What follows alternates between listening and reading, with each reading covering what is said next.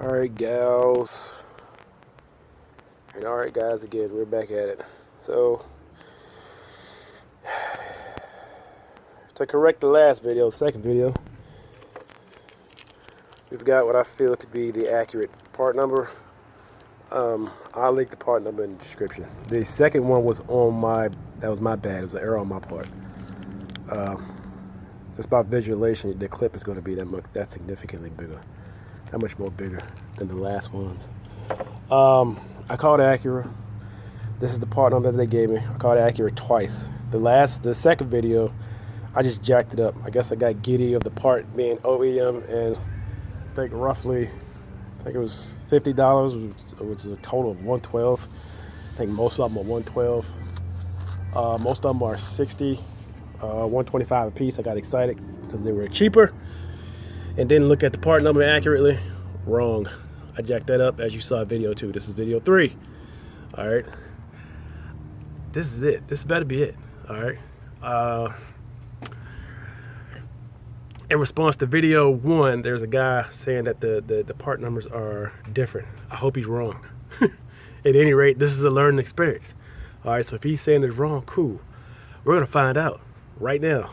I'm going to make that mistake for you because as far as Acura is concerned, as far as I'm concerned, Acura is even surprised that these were both the same number. These are the same parts. They go in the same spot. So we're going to get to that, and I'm going to give a little more clarity on this battery tray. This is where I ran into problems. This is where I think most people will run into problems. You got to get the right extension. Let's dive in. So what I did this time, it was a lot easier. You're going to stick your hand all the way in here, all right? And you're going to try to find or feel the bolt, which should be here, because this is where the extension is lined up. It's resting on top of this solenoid, this sensor, and it's going below this hose. So it's on here, and all I'm doing now is just putting my ratchet on and pulling it out. All right, so that top bolt is loose. The one that's linked directly here, that's loose. The second bolt, the best way to get to that is pulling this off. All right, and this is going to allow you to gain leverage, allow you to gain that, be able to flex this intake hose, this air cleaning hose. Let me pop this out. Hold on, let me put you all down. And then we're gonna put our ratcheting wrench. So it's a bolt that's keeping us attached. That bolt is there. The ratcheting wrench just pulls it right off. So you can push that out the way a little more. Well, you technically don't need to do that, but yeah, you do actually, because you got to get that. You got to get the extension in there to get that bolt on this side. So let me pull this off.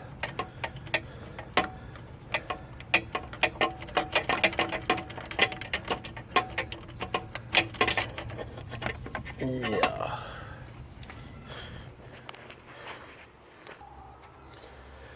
And just FYI, you don't need to pull the bolts out below the tray. You just need to loosen them. I'll show you again how they're attached once I get them done. So I'm doing the same thing I did on that side to this side. I'm gonna filter my extension in and then put the ratchet on and then screw it off. This one has a little slant to it just to give you some type of angle on where the bolt is. Boom, right there. The nut is right below that metal piece. But as you see, that gun gives you that leverage that you need. I was complaining about it in the first video, but it's on here. Now I'm just going to get the ratchet and pull it off. And then you're going to get your top tube, 1, 2, and you should be able to lift it out. Oh, and these bolts all form 1, 2, below the pan, below the bed 2. That's 12 millimeter action. So don't even try to guess. Voila.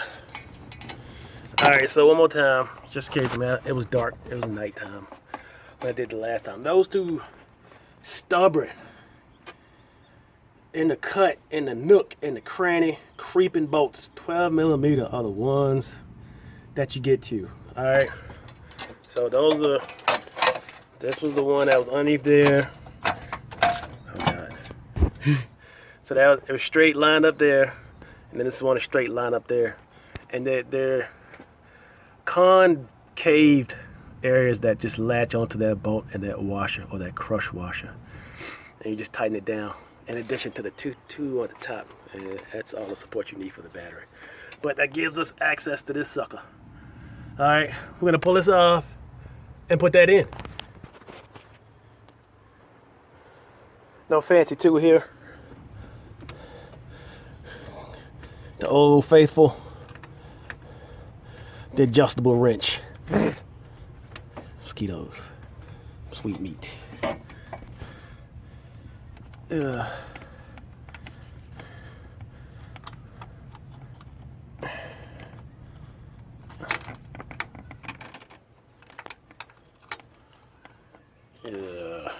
Let me do this off camera. You know what an adjustable wrench does. You don't need to see it. All right, it's loose. It's hand loose. So I'm gonna take this clip off. You press in and pull, and it releases that. You should have a little a little transmission fluid come out. You're not gonna bleed out, so don't panic.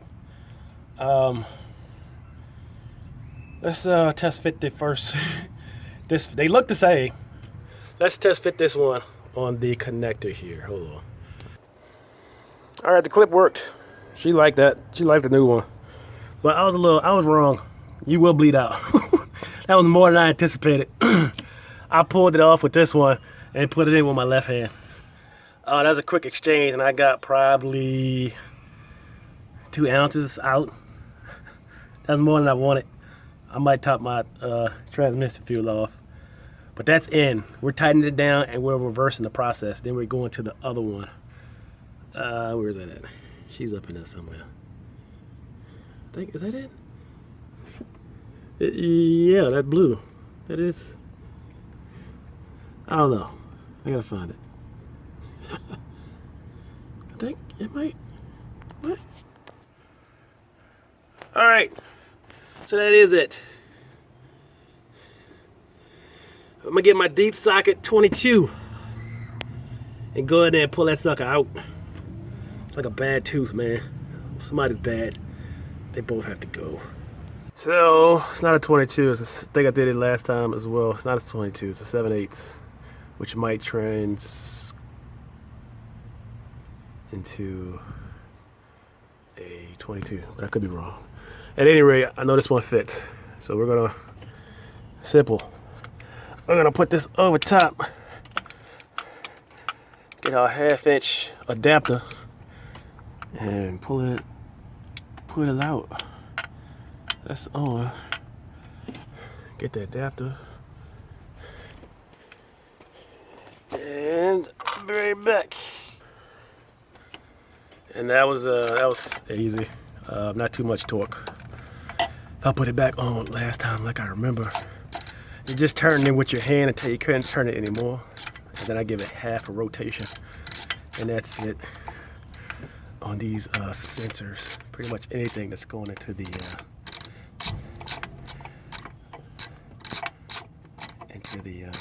engine. But there should be no transmission fluid leaking from here at all. And that's out.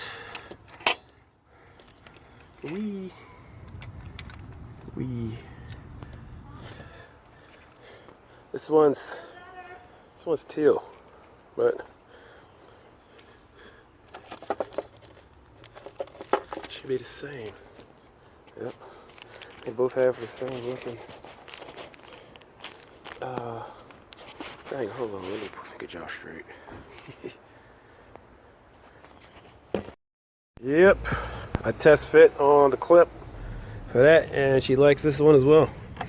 So that answers the question on whether or not both parts the same. I think they updated the parts. I think the part numbers were different at one point in time. Don't quote me. This particular part is to cover 2 or 3 different part numbers. I could be wrong. I'll put the part number in the description that I have, that I got from Acura. But this is ready to go. I'm going to do the reverse process here.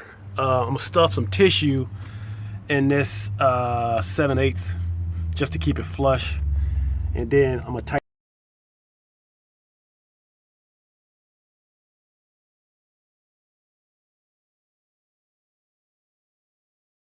Alright, so my phone got hot. I'm using a Samsung S7, man. No electronics left behind on here. So this is the old one. This is the new one. Alright, I test fit that one and it is receptive. The act is cool with it. I'm gonna put some, I don't know if I caught it in the last video, I'm gonna put some tissue in that 7/8 and drop this in there and flush it back in there. Well, I shouldn't need to do that. I'm gonna tighten this with my hand and then give it a half a turn with the actual extension. All right, so we are in. All right, we got the new one with the crush washer on that. Tightened it with 2 fingers to the point where I couldn't turn it anymore. Brought in the extension, notched it down a half circle. Then we got that one. All right, you see that's where the fluid fell out. So that's the extent of how much fell out. But she's in. We're gonna reverse the process and try to get all this stuff back in. So again, this one is that. This one is to that. All right, so that's the main thing I want you to get out of this. Is this battery tray? All right, I've looked on YouTube. I've looked on Acura TSX Club. A lot of descriptions read A, B, C, and D, but nobody really shows you. All right, so hopefully this showed you something. Forgive my camera angles. I'm trying to get the best angles I possibly can. I know my phone is flipping upside down. But again, let me bring the screwdriver. This one is going to that, and this is sliding behind that. You're coming in and screwing this down on top of it. Same thing this one. All right, this gives you the leverage you need to push this back. All right, so you can slide the extension into that, and then we're going to take it for a test drive. We'll start it up and see if it's blinking anymore. I think this is a success. If it's not success, I'm done. I'll let you know. There's nothing else I know that I can do.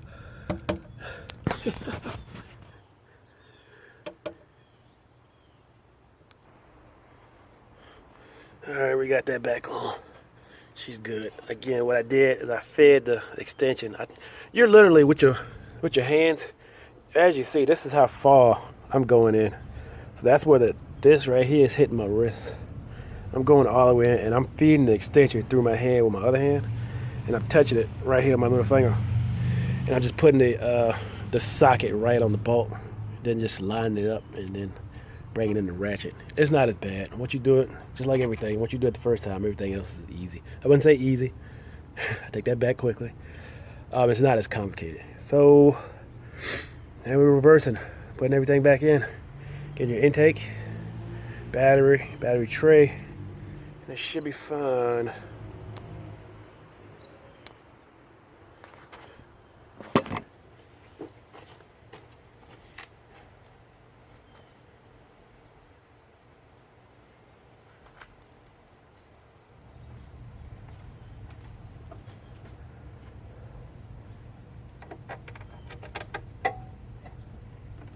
Get out the way, sucker. Get out the way.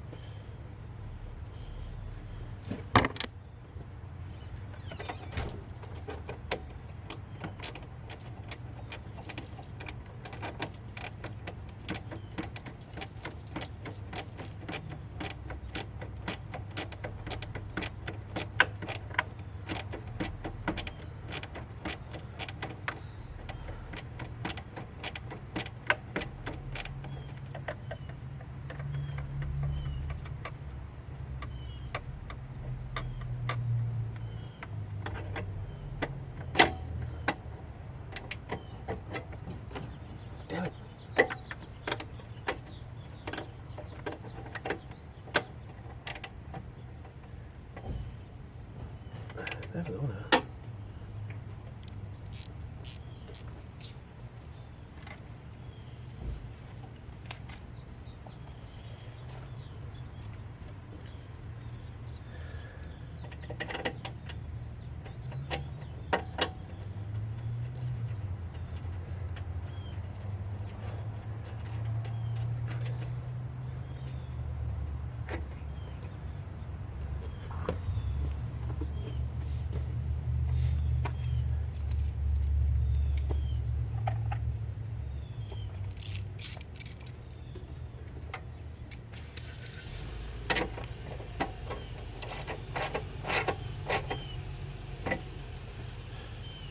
Ooh, ooh, ooh. Oh, she like that. Ho, ho, ho, baby.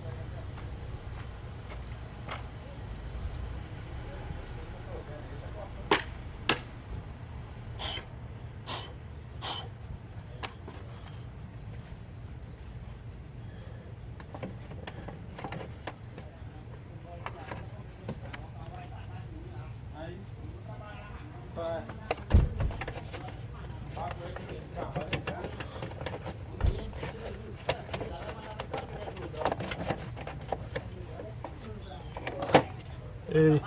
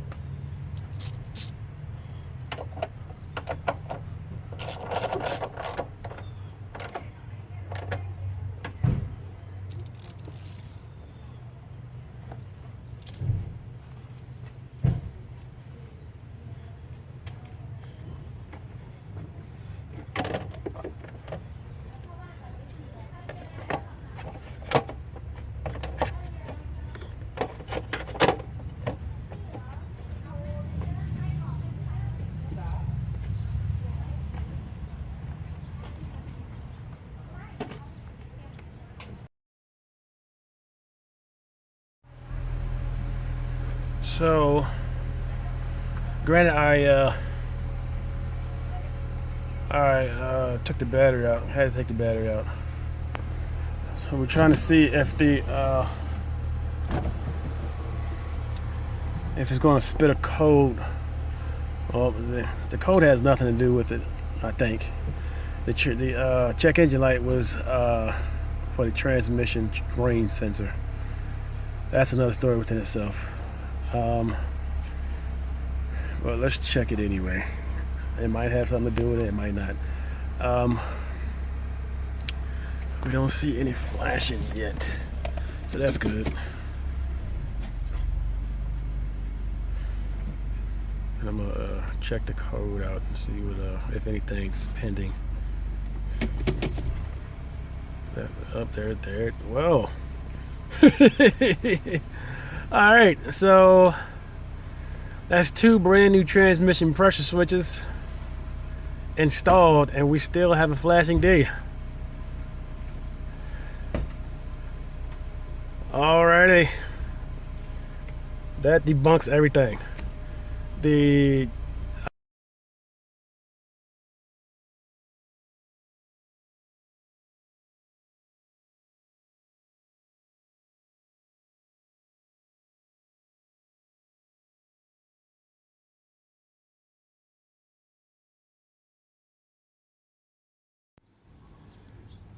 So that's still the same old code that I've been getting.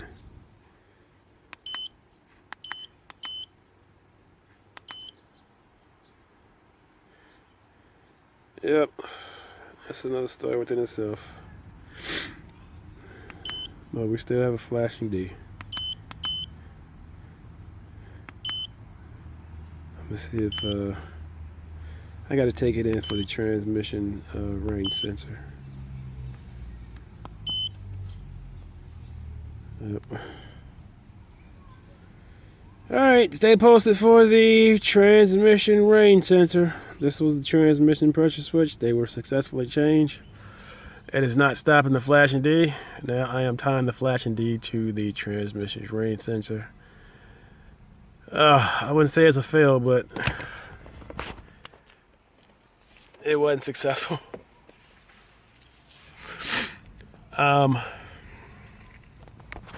I don't know. I don't know what to do.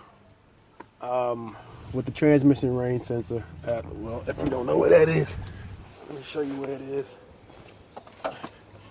It's the thing that tells your transmission to daggone mosquitoes. Tells your transmission to change gears. It's easily accessible, but I've changed. I've changed with an OEM range sensor. I've changed it with an aftermarket range sensor. That's it. It's behind that. All right.